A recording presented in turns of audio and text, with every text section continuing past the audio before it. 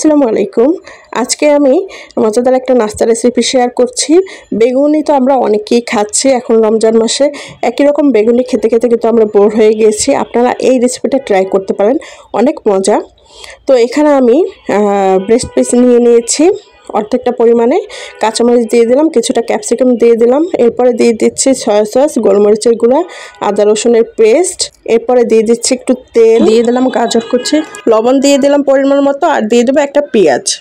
এখন আমি ব্লেন্ডারে ব্লেন্ড করে নিয়েছি, আর দিয়ে দিচ্ছি একটু টমেটো সস, দিয়ে আমি ভালো করে একটু মেখে নিয়েছি।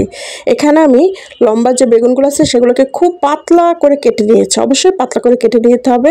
পাতলা করে কেটে নিয়ে 20 মিনিট লবণ পানিতে ভিজিয়ে রাখতে হবে। তারপরে আমি উঠিয়ে নিয়েছি, উঠিয়ে নিয়ে লবণ দিয়ে আমি আবার একটু মেখে নিচ্ছি। মেখে নিয়ে আমি যে কিমাটা করে রেখেছি সেই কিমাটা বেগুনের উপরে দিয়ে দেবো। দেখতেই পাচ্ছেন কীরকম করছি। এরপরে আমি এরকম বটে নিচ্ছি, গোল গোল করে আমি বটে নিয়েছি। এরপরে আমি একটা টুথপিকের সাহায্যে আমি সিল করে দিচ্ছি। এরকম আমি আরও একটি করে দেখাচ্ছি। কিমাটা উপর থেকে দিবেন, দিয়ে এভাবে গোল গোল করে বটে নেবেন। এরপরে একটা টুথপিক দিয়ে আটকিয়ে দেবেন, ব্যাস হয়ে গেল। এরকম করে আমি বাকি সবগুলো করে নিব।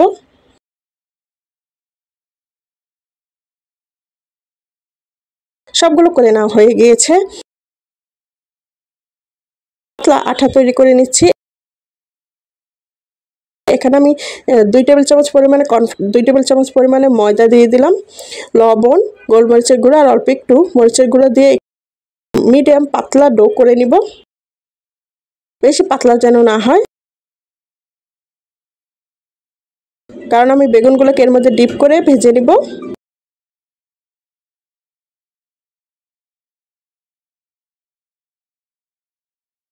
এরপর আমি বেগুনগুলোতে সেই ময়দার ডোতে আমি এভাবে এপিট ওপিট করে মাখিয়ে এরপর তেলে ভেজে নেব।